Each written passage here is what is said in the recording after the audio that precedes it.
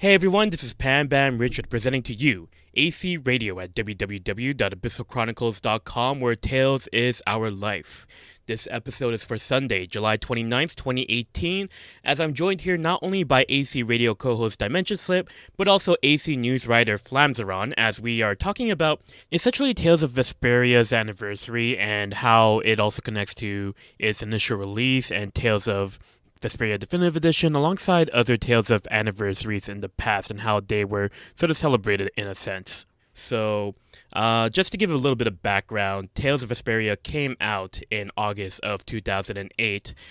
3 weeks after the Japanese initial release, we got the localization in North America, which was still to this day the most closest time frame between Japanese release and localization of a Tales of title in its franchise's history. As far as I understand, I'm pretty sure there's nothing else that overpowers it in terms of timing wise and speed, but kind of like what comes to mind is that what really happened altogether with the release. And one thing that comes to mind is the release in 2008.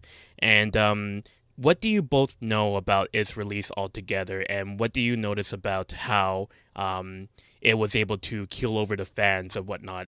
On my end, I'm probably not the right person to ask because I haven't been following the series at that time. So, yeah, I'm not too familiar with how it was received then. Although, right now, I'm so amazed at how much it's going strong. Like, I mean, Abyss and Symphonia also are pretty strong, but Vesperia is a whole other different level, to say the least of it. Yeah, I agree. I think a heavy component to the game's success was due to how well the game was advertised in North America. Because I remember seeing like what do you call it, like pre-roll ads on YouTube videos and lots of magazine articles. I even heard that there was a commercial on TV, which to me is mind blowing. I imagine it probably aired late at night as opposed to a reasonable time frame. But I think the game had a lot of press. I think it had a lot of awareness. From what I remember, Microsoft was really pushing for a strong presence in Japan, and I think they were trying to do that with a lot of Japanese role-playing games. I think Vesperia may have been one of the earlier ones to come out because I know they also had The Last Remnant, Lost Odyssey, Final Fantasy 13 down the line, Star Ocean as well. But I think Vesperia was sort of like that one that they were probably gunning for the most, mainly just because it was um, it's already an established what do you call it, IP or home name, as opposed to something like Lost Odyssey or Blue Dragon, for example, where they have well loved names and people working on those games, but it's something kind of new, so it's sort of working off of the brand of like, oh, it's made by so and so, or it has art by blah blah blah. So I think Tales of Vesperia had a lot of a stronger hand in things, being sort of something that was already established with a lot of people really enjoyed Tales Symphonia and Legendia and Abyss and whatnot. So I think both the marketing of the game and also just how it's already established fan base and the press and like the reviews and whatnot. Like I know the game trailers one was the one that I watched. I think those three things were a major component to the game's success in North America, in Europe. Regarding the trailer as well, I recall in December of 2007 when they had the press release for Tales of Vesperia during one of the major Japanese events at the time. I can't recall the name off the top of my head, but days later, they had the Tales of Vesperia website. And not only did they have the Japanese trailer, but an English trailer as well. And it's not like your English trailers that you see nowadays where it's just Japanese dubbed voices. It's English dubbed voices on the exact same trailer, and I recall that being quite a monumental occasion at the time because, as you said, Ryan, they're definitely pushing a lot more with the advertisement of this game, and I feel as though a part of it too, as to why it sort of flourished in its release is because it was during that time where in the games industry, like in video game history, we've always looked at for franchises that made the transition from 2D to 3D. Like we've seen some franchises flourish, like Zelda or Mario. But then when it came, the next step to that was 3D to HD.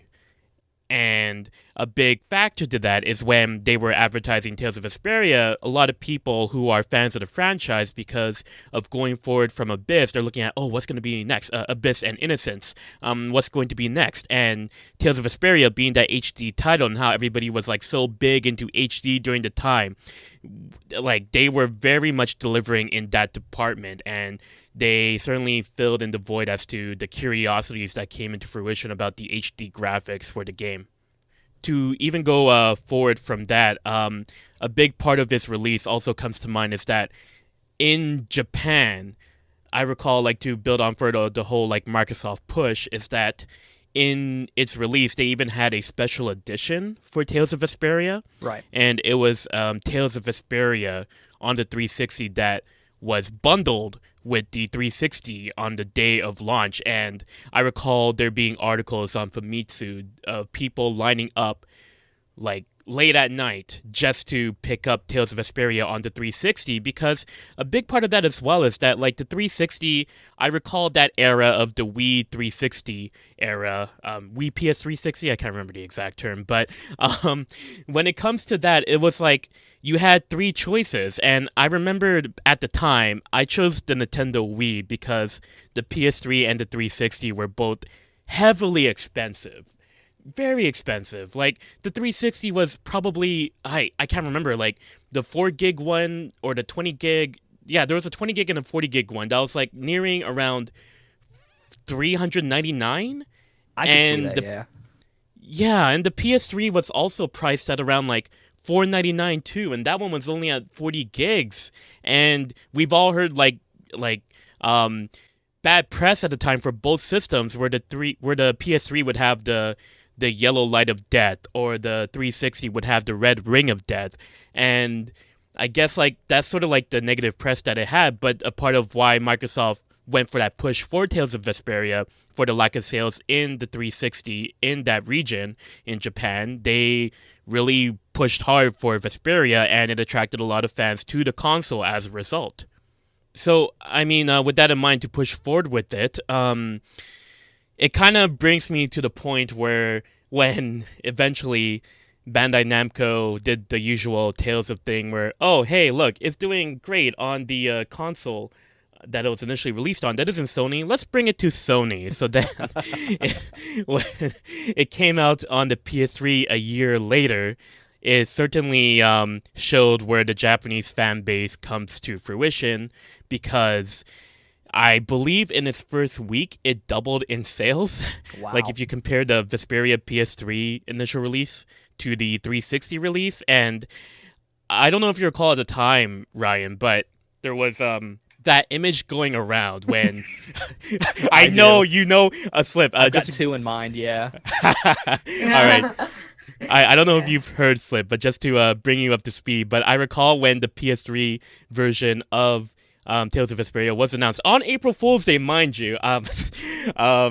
Essentially, I recall there being images of somebody breaking their Tales of Vesperia 360 disc in half. Yeah. And Oh, yeah, I'm not familiar with that. I Wow. yeah, I would probably have to like look that up and show it to you. But I remember that circulating a lot in I know for sure in the Tales of forums, even though I never frequented that forums at all personally. But I definitely saw that in the Abyssal Chronicles forums, and the negative reaction that this game had when it was ported to the PS3, it was kind of like a dictation as to how like the fans were sort of like coerced into buying this system that costs like a lot of money, but they had Tales of on there, but then all of a sudden it got removed from them. Because it's not only that, but Tales of Vesperia was like the first Tales of game to have a release on an HD console, which nowadays like sounds absolutely nuts, because you know we have your Symphonia, we have your Graces, we have your Exilia and Exilia 2, but back then we only had Tales of Vesperia, and a lot of fans at the time, I would imagine, would have the mindset and stigma where it's like, oh, wait, we're gonna pick up Tales of Vesperia on the 360. I think the future Tales of games are gonna be showing up on there, but no, they just threw it on the PS3, and it's like, well, they should have known. But then that it still sort of like had a dictation as to the power of Tales of, because when that game came out, it was also the Wii version of Graces was around at that time, if I recall correctly. But because it was still on HD and Vesperia had like that huge fan base at the very beginning of this initial launch, then it sort of just like had that spread because of how it was well handled in advertisement during that time. So to go forward from there, to talk more about its spread and awareness in the West versus Japan after its release, I remember that I had this conversation with you, Slip, with regards to Vesperia's presence altogether in Japan, and you sort of like related it to the merch sales for Vesperia products altogether. So what do you feel are the key factors that comes to Vesperia's presence in Japan? Out of curiosity.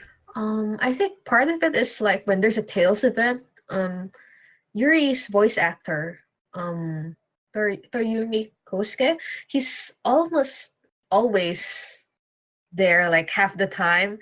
So I think that also contributes to like the popularity of Vesperia. I mean, it just keeps on it doesn't hurt basically.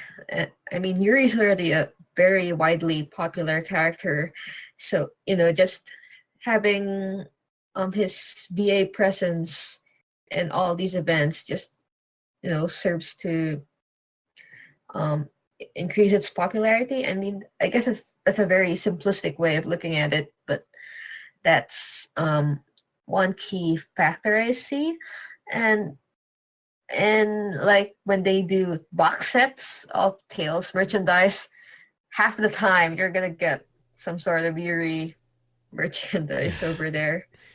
And since you mentioned, yeah, here in Japan, like the the box sets are usually called, let's say, trading space, um, name of object for a reason, because people would, buy the box set and then they try to trade off the characters that they aren't really a big fan of or their favorites, that sort of deal. Um, when it comes to trading events, Yuri, oh gosh, Yuri, he's very easy to trade off because if it's not a fan who really wants him, it's someone who doesn't mind getting him, because you are almost always gonna find a Yuri fan in a trading event. So I mean, it's like a bloodbath, I guess you can say, for Yuri stuff. I don't know how his fans managed to accumulate his merchandise, because he gets snapped up really quickly, and for like limited time items, like let's say the Ichiban Kuji cafe items, which run out on the first day of its sales and never get reprinted. Yeah, it's kind of good luck if you're a Yuri fan and you want multiples of him or something. Because I think he even right now in the popularity polls, like Mikleo is the number one because they disqualified Yuri and Leon. But I think Yuri can easily trump Mikleo in terms of popularity. Yeah, and I feel like a big part of that as well. Like, I don't want to go too much into plot spoilers and whatnot because, Slip, you haven't been fully exposed to Tales of Vesperia. But generally speaking, like, I feel as though like a big push to why Yuri is so popular is because he sort of like um, breaks the mold of what a traditional JRPG protagonist does in a sense, because of the whole focuses on justice and how, like, if you think of a standard JRPG protagonist, they would just at the time they were following it willy nilly and all that, like just following the common terms of justice. But Yuri has his own form of justice. He's a renegade and all that, and it's sort of like I feel as though that also had like a bit of a big appeal during its time. Um, and yeah, like I feel like that would definitely like contribute to his popularity, along with his well, his looks definitely are appealing to folks. That's for sure. Yeah, I agree. Yeah, like when you brought up sort of what made Yuri popular, my mind immediately went to spoiler territory, so I will refrain. But I do feel like spoilery things are a pretty major component to why he's so popular. And like you said, he's got his own sense of justice. I think it was actually really brilliant of Namco and the writers or whoever was in charge of deciding how old every character is. Having I believe he's like 21 or so, which I think Yes. is, yeah. Yeah. So I think that was a good call on their part, since a lot of JRPG protagonists are in like their mid to late teens, and I feel like having a character be a bit older to kind of have like their own sort of mindset, like they've had a lot of time to sort of figure out um, how they view the world. I think seeing where he is at his age, having his experiences, especially if you count the movie into consideration and other supplementary material. I think there was probably a manga for Vesperia, wasn't there? Um, Or am I assuming too much? there probably was a manga. There's probably plenty of doujinshi and manga for Tales of Vesperia, but officially, I can't recall much off the top of my head because I'm not the biggest Vesperia fan. But yeah, just talking about like how. I guess like when it comes to the structure of Vesperia, I don't want to linger too much about like its plot points and whatnot, but the three act structure from beginning to end, like I I liked the second act. I didn't. The third act really just came out of nowhere, but in terms of justice, like if they played more with that, especially with the parallels and contrasts between Yuri and Flynn, like that's one thing that's like a takeaway from Vesperia, and I can see a lot of fans very much sticking to it, as well as the rest of the cast, but particularly like Yuri and Flynn, they have like that big presence because of how they play off each other. Right.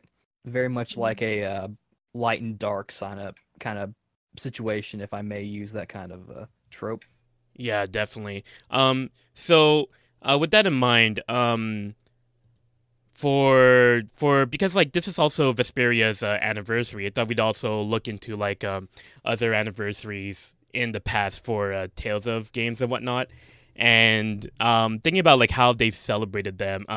Starting off with the Tales of Fantasia, I recall that like they had like the full voice edition in on the PSP, and they also had like the Fantasia Cross about 5 years later, which were both like pretty solid titles on their own. But how many Fantasia remakes have we seen in the entirety of the franchise?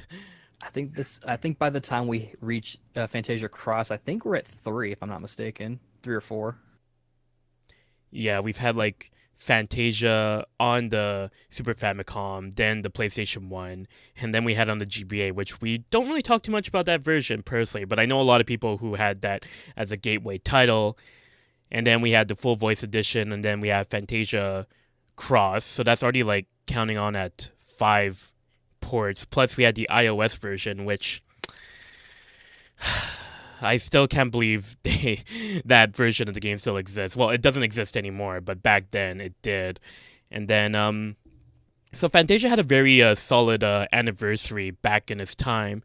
But when we think about Tales of Destiny, that game also had a pretty solid anniversary as well with the Tales of Destiny R, considering how much of a big hit Tales of Destiny was when it was released both in Japan and North America. So unfortunately, we didn't get Destiny R localized, but that one in itself had a solid anniversary altogether. I agree with you there. Thinking about kind of going backwards a little bit, thinking about with Fantasia, the jumps between the PS1 version and the full voice edition, there's really, and frankly, I'm of the opinion that Fantasia Cross is not really that much of a jump from full voice edition either, with the exception of like, the graphical changes, the inclusion of the extra character, the redone interface. Um, in regards to the Destiny anniversary, Destiny R being such a heavy remake of the original, which I suppose they maybe felt like they needed to do a. This is a little bit of conjecture on my part, but I feel like Destiny being the second Tales game, they probably felt like they being Namco, that is, maybe felt like uh, the game may.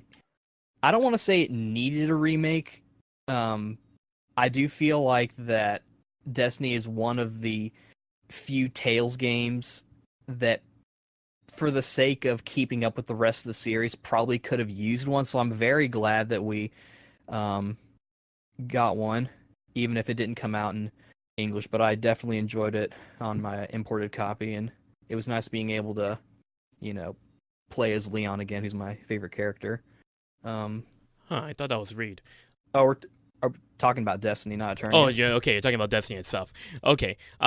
With regards to that whole Fantasia full voice edition versus Fantasia Cross, gameplay wise, I could definitely say it feels a lot more different if you've understood the two titles at the very least. Because like, if I understand correctly, full voice edition is pretty much just like an upscaled version. Like they redone the graphics from PS1, but it's still stiff if I recall Yeah. correctly. But Fantasia Cross, they pretty much just reimagined the linear motion battle system once again. Right, yes, using the tools that they had with Fantasia. You could say they probably built off of it and tried to make it more modern and improve it. Yeah, and also Destiny for its other anniversary as well. Like later on after Destiny R, we had the beautiful addition of a Tales of Destiny patch slot, and that in itself, I don't know about how both of you feel about patch slots in general, especially considering the stigma that it has. But at the very least, like the cool thing about the patch slot is that it did have like some 3D rendered cutscenes, even though we weren't actually able to play them, but just watch them as you play through the slots. To be 100 completely 100% honest with you, the one thing that I am the most interested in the patch slot Tales of Destiny thingy is that, because in one of their animated videos, I don't know if it was like a trailer or just the opening that they would play during, like, while the thing ran, but the theme song for Tales of Destiny, Yumete Aruyoni, performed by the band Dean. I am a huge Dean fan, and I was really happy to hear a reprisal or some, like, a re-recording of that song. And I really wish there was like a CD that had like that entire new song on there. I don't. I guess they could have just done like the 1 minute for um the video, but that's literally the only reason why I even care remotely about the patch slot for Destiny. I wouldn't really say there's a big stigma about patchy slot. It's more like kind of a fact of life over here, because they're just like freaking everywhere. Yeah. Speaking of the Destiny patchy slot, yeah, there were actually extra songs too. Like the characters had their own songs. Like um, I know I know like Philia and Ruki had their own songs, and Lilith too, because there was an Asteria collaboration with the Patchy Slot game, and they also played the what they call this, their songs in the when you battle them in the quests. Yes. So that was one way of hearing them, even if you don't play the Patchy Slot. Yeah, if I recall correctly, like Ston had his character song, so did Leon, Lilith, as you mentioned. Rudy did. I don't think Mary did. Nope. But I definitely know that Johnny had his time to shine with his song, because you can't have like character songs without Johnny singing his piece. I'm Oh pretty sure yeah. he did. Yeah. Absolutely. Yes, he did. He did have a song there. So to go on further with that, like with regard to like patch slots altogether, you say that it's like a standard of life. Like, is that like a stigma that comes to like all franchises eventually have a patch slot, more or less? I mean, it's not uncommon for like, games or anime to have their own patchy slot. Like Code Geass would have had its own patchy slot recently, that sort of deal. Because and they aren't shy about advertising them, like when I go to the train station or I see ads for it, that sort of deal.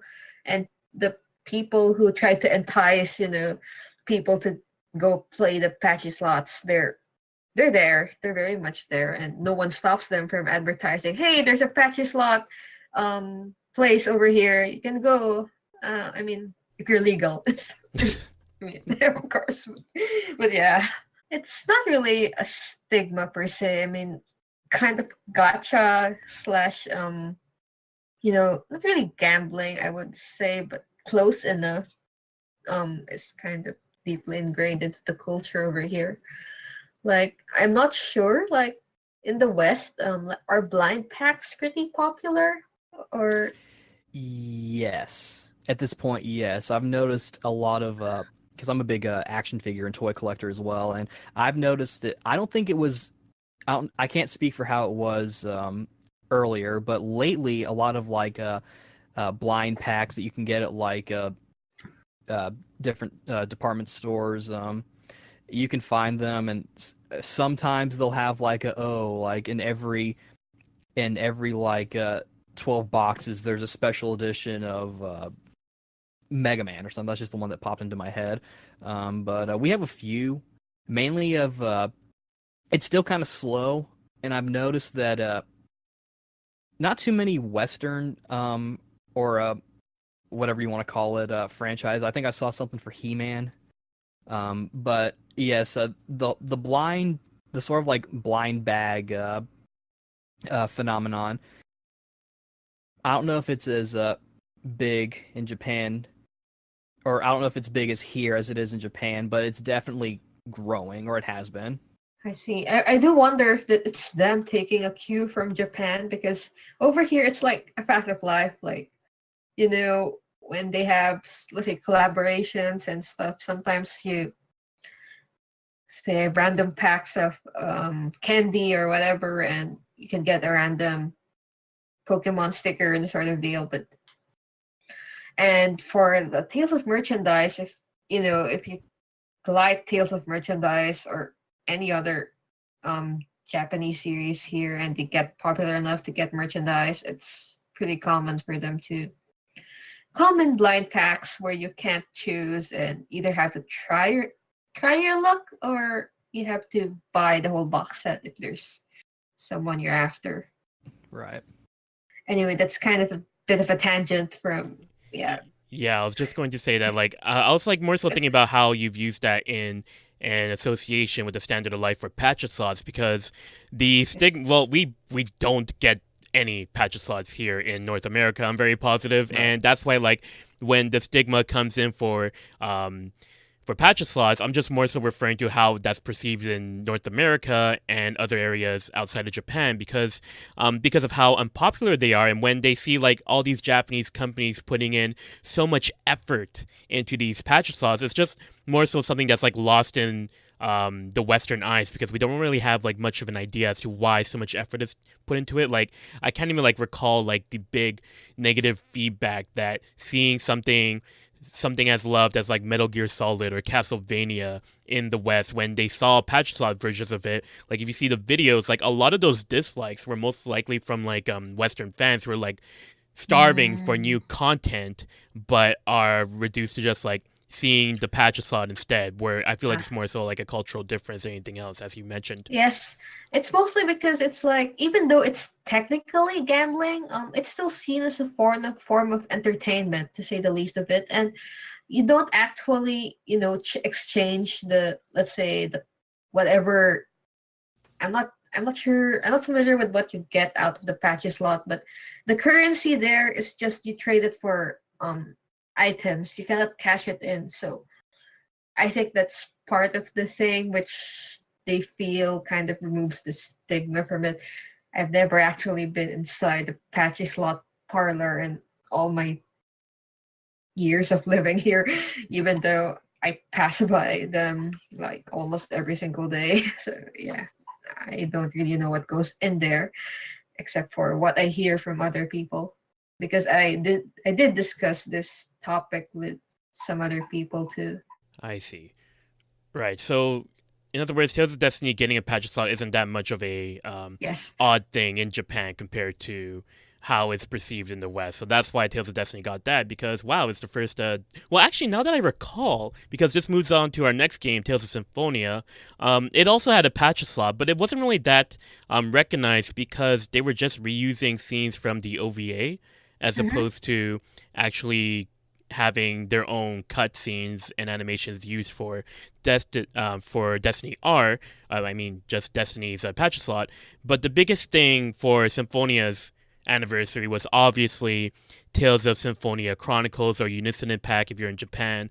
And that one had like the big twin pack of Symphonia HD release. I put in air quotes very big there, alongside Tales of Symphonia Dawn of the New World. And for that one, I felt that was like very well timed because it was kind of like I remember it having this conversation where for Vesperia fans at the time when they had no idea what's going to happen with the series, like give it time, like it might be remade. I mean, for Symphonia fans, we had to wait 10 years for the PS2 version to come out, so same thing for the PS3 for Vesperia maybe. And what do you know? Look at that, they knew. So I mean, it was nice for Symphonia boomers to have their title finally released in HD. Um, I, I mean, HD as it can be. Like, honestly, the only HD models that were really there were the main characters. Like, man, seeing the clean models for Lloyd, Colette, everybody else, they look very good. But when you see it in comparison to everybody else in that game, it's like, is pretty jarring, kinda. But then you kind of look past it. But initially, when you look at it, it's like, um, there's obviously a big difference between the model of Lloyd and Colette and Genus and the rest of the residents in Azalea, their hometown. I didn't really pay attention to that when I was playing through Chronicles, but um yeah, that's an interesting observation. I was just gonna say, I definitely agree that like it's very, very kind of air quotey and very. I don't want to say hit or miss. I guess that's probably okay to say. Um, I, in particular, with Chronicles, I was I was a little at first because I'm always kind of hoping for like something new, even with the announcement. As happy as I am of Vesperia Definitive Edition, I still am kind of like hoping for like, yeah, this is cool and all. I'm glad to get that content that we Western fans didn't get, but I still want that new one.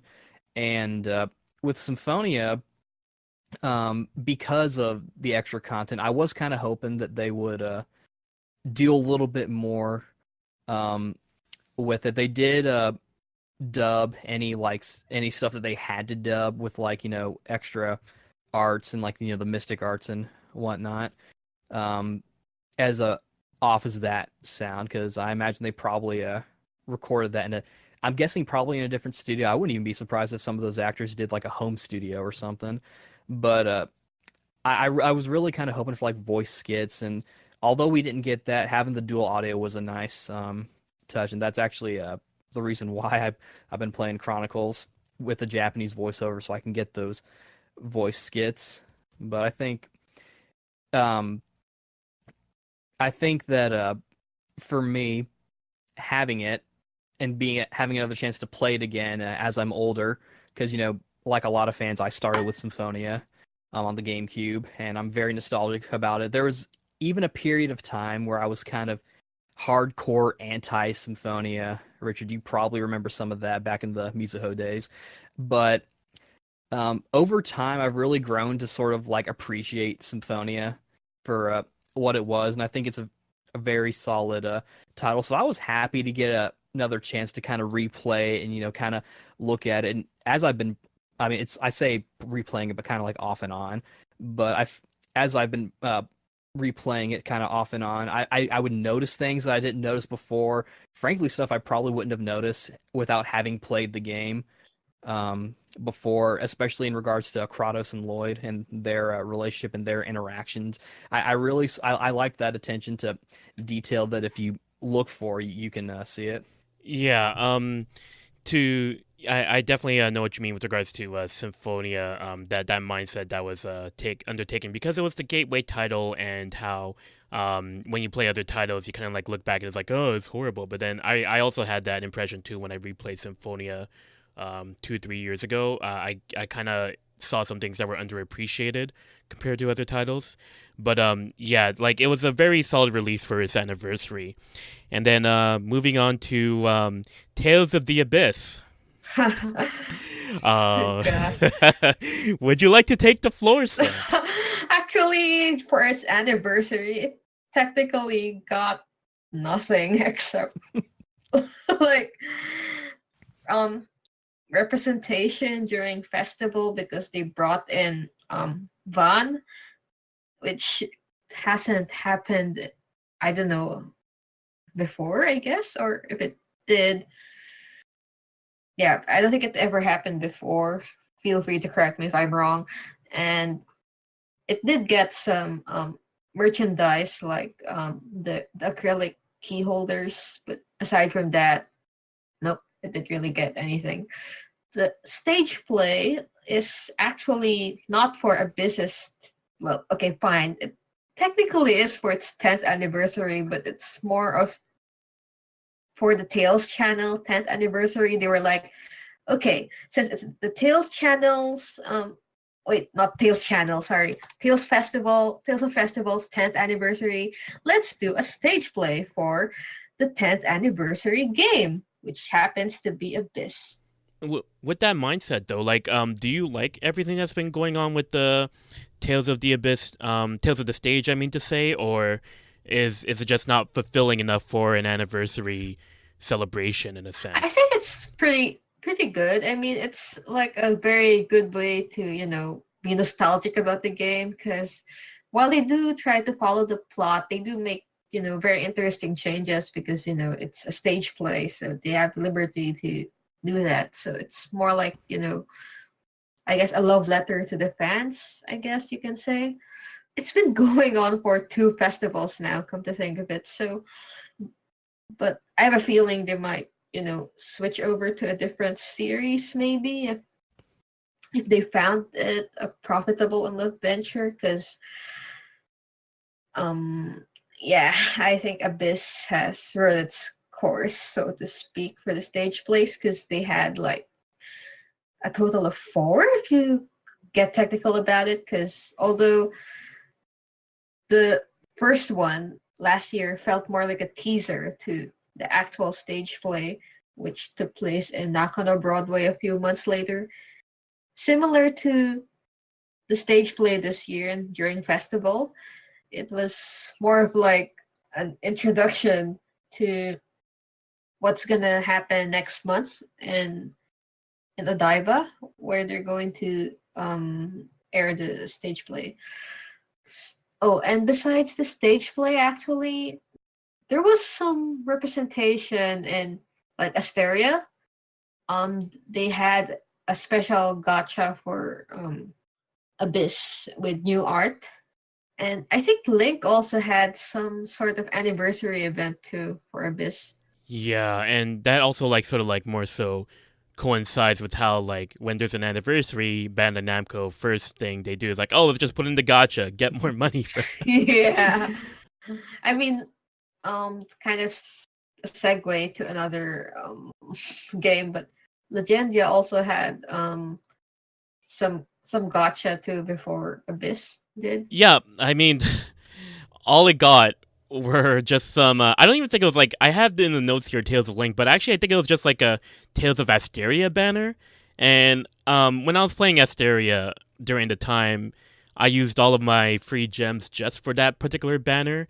And I think the only one that was missing was all the 5-star ones. So I have all the 4 stars from Legendia, but I don't have Senel, I don't have Shirley, and I don't have Chloe. So it's just the Ouch. usual gotcha complaints and all that stuff. But that aside, it just seems to be just more so like a failsafe, like the gotcha games that Bandai Namco tends to move towards, where it's like, oh, if we have an anniversary for this game, let's just throw it into the mobile games and be done with Yeah, that. like just their way of saying, "Hey, we're not forgetting you."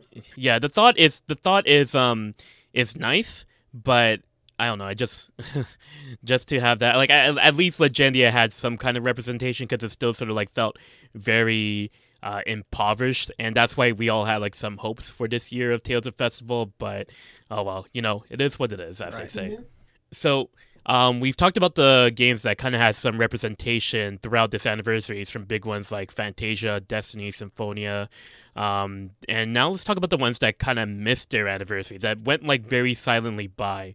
I know you have something to say about Eternia's altogether there, Ryan. Well, it being my favorite Tales game, and I'm sure those who have read our, I think it was our first weigh-in article, will probably, this will be a slight kind of repeat of that, but I really just want a Tales of Eternia remake. You know, I don't think it needs one. I think it's probably the one Tales game, or not the one, but like one of the Tales games that's far enough back, but still kind of contemporary enough to where you can kind of let that one slide. But I just want one because it's my favorite. I I just want another reason to play it again because I could play Eternia again.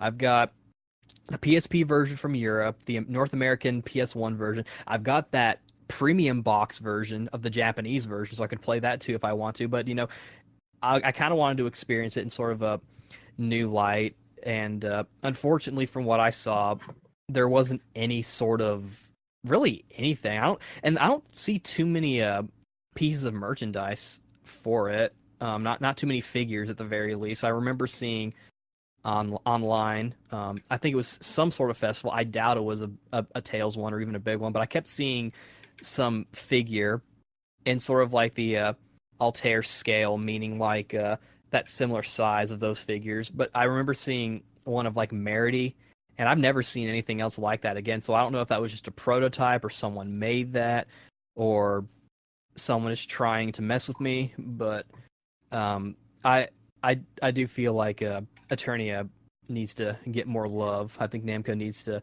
give it a little more attention.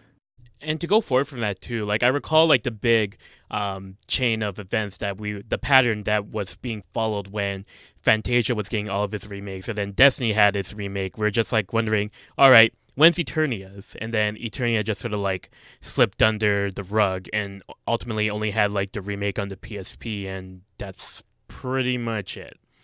Yeah, exactly. And even then, on the PSP version, when you play that, you can kind of tell, like what regardless of what version you play. I know the European version has sort of like the glitches thing. I think the game also came out in Australia, if I'm not mistaken. But you can kind of tell that like it's very much sort of testing the waters of the PSP. A lot of uh, we got a lot of other PSP ports or remakes or whatever you want to call them for the PSP, and obviously some original spin-off games as well. But and I think this might have just been premature press, but I remember seeing articles about the PSP version coming out in North America as well. Um, I That's obviously not true. In fact, I think even for Europe, I think Ubisoft ended up publishing it. But Yes, they did. yeah, um, which makes me kind of wonder like how exactly that process went because like for Europe to get it, it is kind of random, especially for that time when Europe didn't really get too many Tales games. So I do wonder like if there was maybe some sort of like, hey, let's try and uh republish this game in North America for the PSP. Oh, never mind, we don't want to. Hey, hi, I'm Europe. Can we have this game? Sure, you can have it, Europe. Okay, there you go. Um, if I can, but it was definitely I'm definitely very glad to have it because for a while there, the PSP version of Eternia was like the one game I would always go back to play, like just to kind of like walk around in town or do some battles or do some side quests I missed. But yeah, if you can't tell, I really love Eternia. Um, We might save that more of your explanations for an Eternia topic in the future. of course. We'll definitely keep that in mind. But yeah, like Eternia, I feel as though part of why it was released in Europe is because Europe didn't get the game, Right. so that's probably why they got it on the PSP. And like it had its 15th anniversary in 2015, and since then we haven't seen anything else. So maybe, like, considering how like the staff shifts are very much prominent in Bandai Namco, maybe for its 20th anniversary we might see something, I hope so. or the 25th anniversary. You know, that golden carrot that's constantly being dangled in front of the Eternia fans. But that is unfortunate. Next up that comes into mind was Tales of Rebirth, where we really didn't really have much either. Like, Rebirth is also one of those other titles where they just tend to sweep that under the rug unless like they just need a protagonist to bring out from that series, which is most likely just like vague or Mao for the most part when it comes to representation of that game. Like, if I recall, they definitely show a lot of Mao and Vague during the campaigns of Tales of Asteria. Like, correct me if I'm wrong, Slip, but I'm pretty sure those two characters were somewhat prominent within those games' campaigns. But other than that, I don't really think much else about their representation. Yep. Yep. I think it's mostly vague, yeah, but Mao also has a generous, well, as generous as they get with Rebirth representation. Yeah, sounds about right. Yeah, and it's also unfortunate too because like Tales of Rebirth, like I had to stop my playthrough of it halfway through, just because more so like of Tales Exhaust personally. But Tales of Rebirth, like when I was like playing through it and all that, like it had a very solid and very unique battle system. That's for sure. Like there was so much adjustments that I had to make to that game compared to other Tales of titles where I had to be worried about my every character has their gauge that they have to charge up, their own meter, which was a very unique thing. Like, okay, I get that there's like overlimit and all that, but the difference between the meter in Tales of Rebirth compared to overlimit is that you get to influence it manually, and that also affects how you can chain your force arts together and all that. And like, I feel so there's like a lot of like, at most it only had like a remake on the PSP 5 years after its initial release. So that's like somewhat of an anniversary celebration, kinda, but we didn't really get much for it in its 10th anniversary either, which was around 2014. But there's only so much anniversaries that Bandai Namco can keep up with. Right. And in regards to Rebirth, I feel like that's probably one that it's probably okay to sort of let that one slide since, the anniversary of it. It's like, I feel like, again, this is just conjecture, but I feel like they try to kind of pick and choose based on the popularity of the game and how recent it is. Again, conjecture, so don't like go over to like Namco's office and be all like, "Hey, this game is like 20 years old. Remake this." And I don't even mean like Tales. Like if you're like hoping for some other Namco remake, then. But Rebirth, I agree. It's definitely a very unique. I feel like in general, it feels like a very dark game. Like I feel like even the music seems to be at like an octave lower or something. I'm not a musical person, so I'm just using whatever terminology I can. But it like an octave or so lower or whatever lower than most of the Tales tracks, where you normally would hear like this brighter, kind of happier music. And the color scheme seemed to be a lot sort of lower. I really enjoyed it from my playthrough. I'd love to play it again in English if we ever get the chance to. But I could maybe see, to get back on point, I can kind of maybe see why sort of like not really giving like it this big celebration or even releasing it again on like I guess at the time PS3 or PS4 if they were to do it now. I could maybe see why they would maybe kind of put that one under the rug a little bit, with the exception of maybe a hey, it's their anniversary, let's celebrate, kind of thing. Yeah, and next up on the dock we have Tales of Innocence as well. I mean, that game had a lot of risk going for it as well. Like, that game, when it came out on the DS, it really tried to encapsulate the Tales of feel that Tempest didn't really. I don't know. I don't want to go too much about Tempest, but basically, Innocence is certainly like explored in terms of settings and how it went into a more steampunk era, which was kind of like nice to see. And it was very refreshing compared to like the usual fantasy settings that Tales of generally likes to explore. And we did have Tales of Innocence R, which came out 5 years after the initial release of Tales of Innocence on the DS. But other than that, we didn't really have much else for his 10th anniversary, which was literally just last year. So, I mean, that one's a little bit too early to say more about representation, but again, it's more so like a dictation of where the focus is for the franchise for Bandai Namco in a sense. Exactly, and I think probably for like the 20th anniversary, or maybe even the or 15 or whatever, probably 15, but definitely 20. I can maybe see them, at least acknowledging it.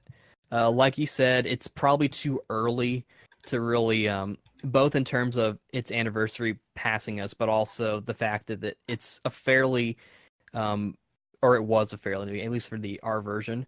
But yeah, like since it is still kind of new, they're probably kind of saving that one for something like a special time. I haven't played R yet. I recently got it for my collection, but the original one I played a little bit of that. I haven't finished it, and it was definitely pretty fun.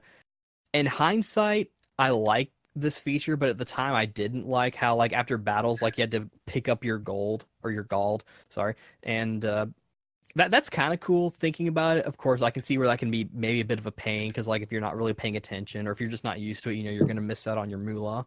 Right, right. But yeah, like I mean, that's also another game that got swept under the rug, which is unfortunate that those three titles didn't really get too much. But as we mentioned about Innocence, it just sort of like had that. It's still kind of fresh, so it's not. Maybe it might be a little bit too early to put a lid on that.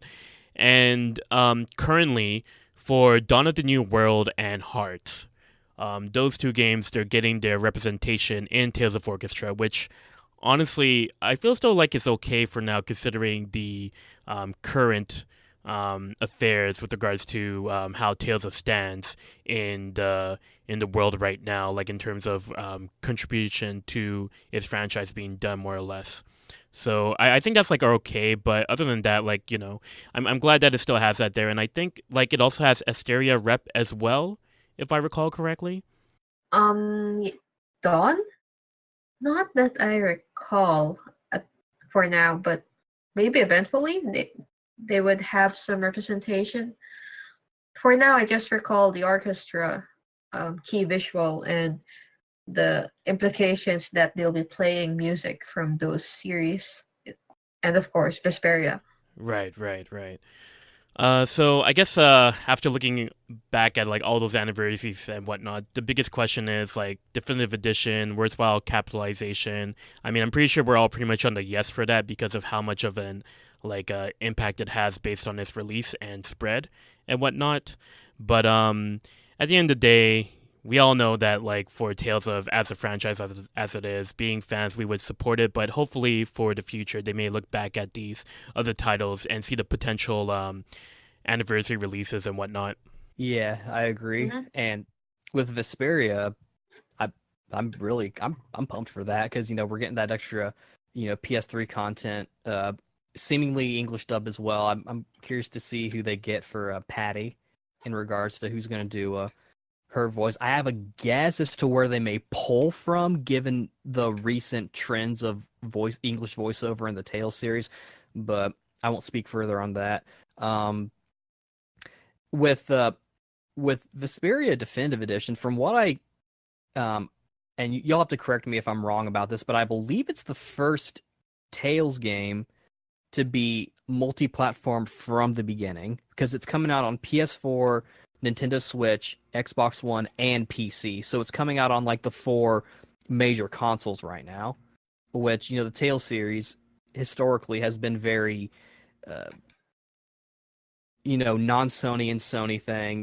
We've been getting the PC releases lately. That seems to be kind of a trend that's starting up. But as far as I know, we've never had a Tales game be on like literally every major platform that's going on in the current age. So I think that's actually going to be very helpful and very interesting to see kind of where the player base is. Like, are there going to be people who are all like, I played this on the 360, so I'm sticking with the Xbox One, or I imported the PS3 version or I played the PS3 version in Japan or whatever, and so I'm playing it on the PS4 version.